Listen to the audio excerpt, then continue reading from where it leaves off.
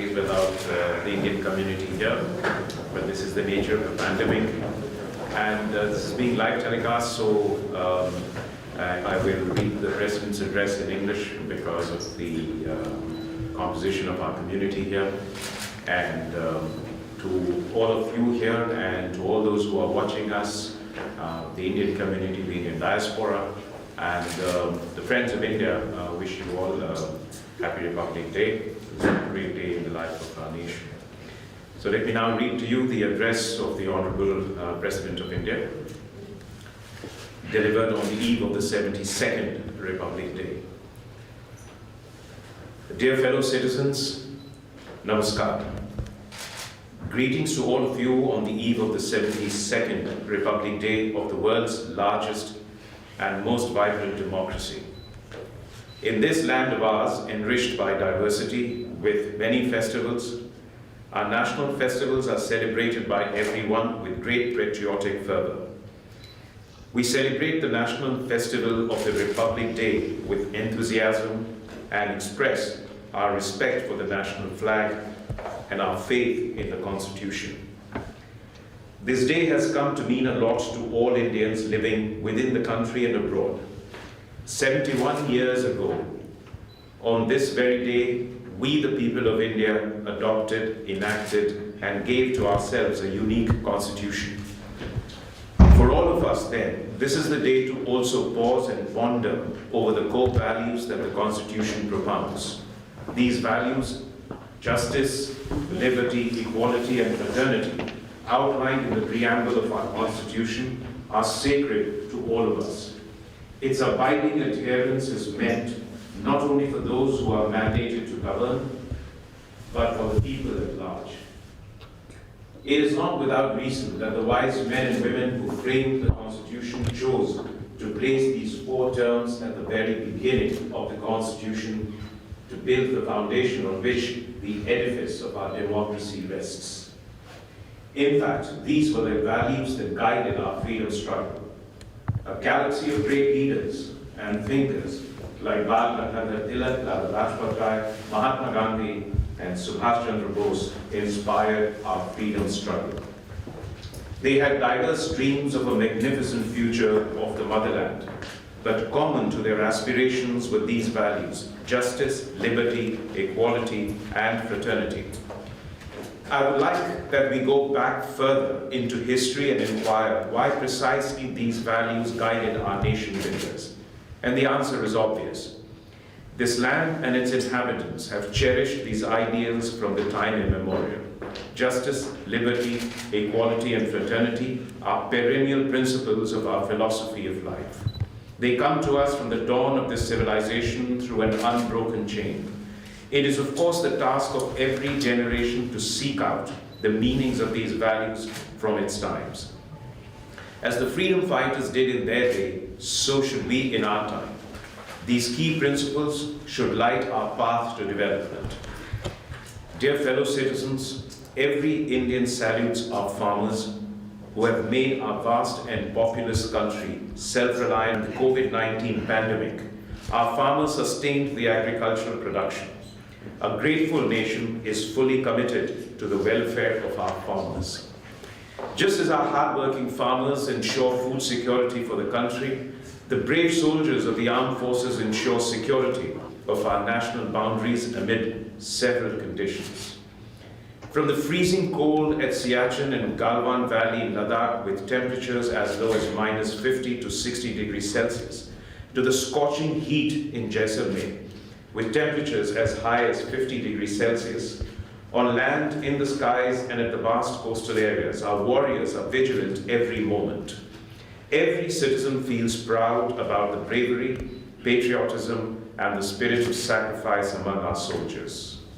By their contribution to food security, national security, protection against disease and disasters, and to different areas of development, our scientists have strengthened our national endeavors.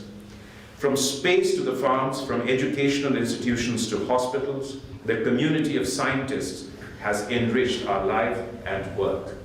Our scientists have been working day and night for decoding the coronavirus, and they have succeeded in developing the vaccine in record time. With this accomplishment, our scientists have added a glorious chapter of contribution to the well-being of humanity. Our scientists, along with doctors, administrators, and people from other walks of life, have made major contribution in containing the virus and keeping the fatality rate lower in our country compared to that in developed countries. Thus, all our farmers, soldiers, and scientists deserve special appreciation, and a grateful nation greets them on this auspicious occasion of the Republic Day. Dear fellow citizens, last year, as humanity almost came to a halt in the face of a calamity of gigantic proportions, I often found myself reflecting on the central message of the Constitution. Our effective response to the pandemic would not have been possible without our constitutional value of fraternity. Indians have been like a close-knit family, making exemplary sacrifices to protect each other in the face of the common enemy of coronavirus. I'm thinking here of doctors, nurses, paramedics, healthcare administrators, and sanitation workers who put their own lives at risk to care for COVID-19 patients. Some of them even lost their lives. Along with them, about 1.5 lakh people became victims of this pandemic. I convey my condolences to the bereaved families. Our frontline corona warriors were ordinary citizens who turned out to be extraordinary. When the history of this tragic chapter, which is not yet over, is written, I'm confident that the future generations will behold you, all for the heroic response to the crisis for which no one could have truly prepared. Given our country's population density, diversity of cultural traditions, natural and geographical challenges, taking precautionary measures against COVID-19 was far more difficult for us. Yet, we have managed to check the spread of the virus to a large extent. Despite the serious calamity, we have succeeded in taking forward our activities in many spheres. The pandemic threatened to derail the young generation's learning process, but institutions and teachers quickly adopted new technology and ensured that there was no break in education. By conducting not only free and fair, but also safe elections in Bihar, which has high population density, and in Union territories of Jammu and Kashmir and Ladakh, with difficulties of access and other challenges, our democracy and the Election Commission have accomplished remarkable feats. The judiciary found help in technology and continued to function and dispense justice. The list is long. In order to open up the economy without risking the lives of the people, the process of unlocking was carefully calibrated. This has proved effective, and the economy has started showing indications of recovery faster than anticipated. The latest unprecedented collection of GST and India's emergence as a most favored destination for the foreign investment are indicative of our faster economic recovery. The government has encouraged small and medium industries to unleash entrepreneurial spirit by providing easy loans to them and help them to come up with innovative business ideas. Dear fellow citizens, the adversities of the previous year have only reminded us of what we have always known deep in our hearts, that care and concern for humanity and the feeling of fraternity is what kept us together for millennia. In every sphere, Indians rose to the occasion and put others before themselves. We Indians live and die for humanity. This Indian ideal has been expressed by the great poet Maithili Sharan Gupta in these words. उसी उदार की सदा सजीव कीर्ति गूंजती तथा उसी उदार को समस्त सृष्टि पूजती अखंड आत्मभाव जो असीम विश्व में भरे वही मनुष्य है कि जो मनुष्य के लिए मरे. In English, these sentiments can be broadly conveyed in the following words. It is the benevolent whose glory lives on in eternal. It is the generous whom the world reveres forever, whose spirit of oneness fills the boundless universe. They truly are human who die for fellow beings. I'm sure that this love for humanity and the spirit of sacrifice will take us to great heights. Let us look at 2020 as a year of learning. There were miracles of a revitalizing Mother Nature which taught humanity a hard lesson that the small is not expedient but complementary to the big. I'm sure that with a view to reducing the risk of such pandemics, the issue of climate change will be accorded top priority at the global level. Dear fellow citizens, converting a crisis into an opportunity, the Prime Minister gave a call for Atmanirbhar Bharat Abhiyan, or Self-Reliant India Mission. Our vibrant democracy, our enterprising and talented fellow citizens, especially the youth, energize our efforts in shaping a self-reliant India. The demand for goods and services in the country, the domestic efforts to meet them, and the use of modern technology in such efforts are strengthening Atmanirbhar Bharat Abhiyan. Under this mission, steps have been taken for economic growth as well as employment generation by promoting micro, small, and medium enterprises and making the startup ecosystem more robust. It has become a movement being taken forward by the people themselves. Atmanirbhar Bharat Abhiyan is in line with the aspiration to shape a new India by the year 2022, when our country turns 75. This will be a significant milestone in the journey of the nation as we are determined to achieve major goals, from providing Pakka houses with basic facilities for every family to doubling the income of farmers. In order to building an inclusive society for new India, we are giving special emphasis on education, health, nutrition, upliftment of the underprivileged, and welfare of women. Adversity often plays the role of a great teacher. It makes us stronger and more confident. With that confidence, India has taken great strides in several sectors. Economic reforms have continued apace and have been supplemented by long-pending reforms in the area of labor and agriculture through legislation. The path to reform at the initial stages may cause misapprehensions. However, it is beyond doubt that the government remains singularly devoted to farmers' welfare. Equally salient but touching more lives directly is the comprehensive reform in education, which was long overdue. The National Education Policy 2020, with its stress on tradition as well as technology, will lay the foundation of a new India, which aspires to emerge as a knowledge hub on the international stage. This reform promises to incubate innate talent of students and ignite their minds to take up the challenge of life. The net outcome of all these efforts is before us.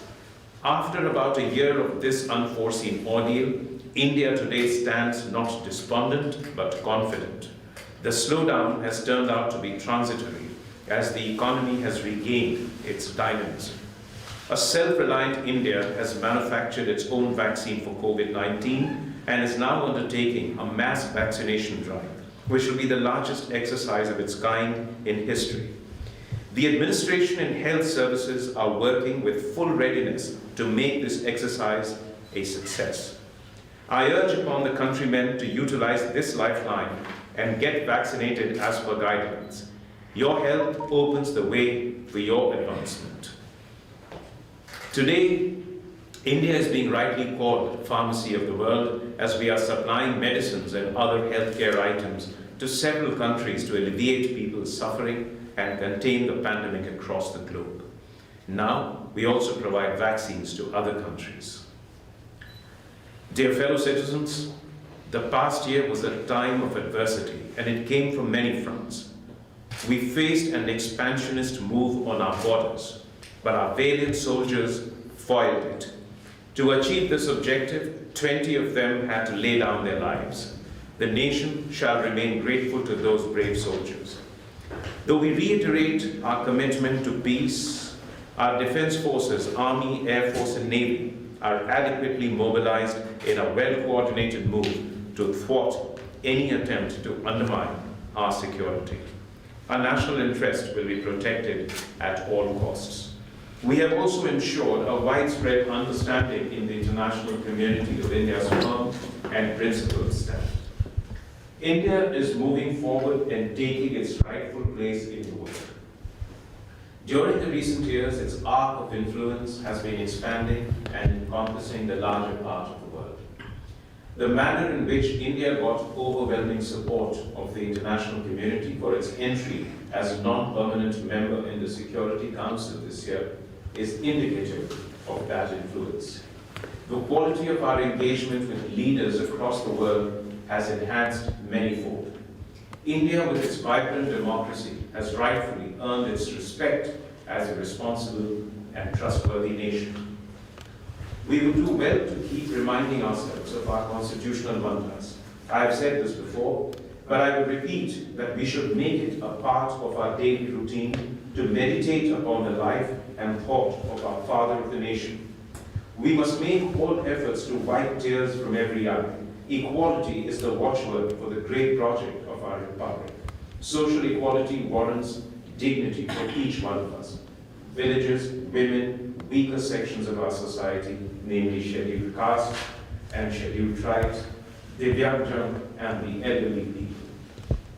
Economic equality entails equal opportunity for all and hand-holding for the downtrodden.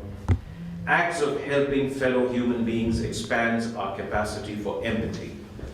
In our collective path ahead, fraternity is our moral compass. Let us also continue on the path of the constitutional morality, which Babasaheb Dr. Bhimrao Ambedkar mentioned in his speech to the Constituent Assembly on November 4, 1948, while presenting the draft of the Constitution. He clarified that the constitutional morality means supremacy of the values enshrined in the Constitution. Dear fellow citizens, as we set to celebrate the anniversary of our Republic, I'm thinking of our brothers and sisters abroad.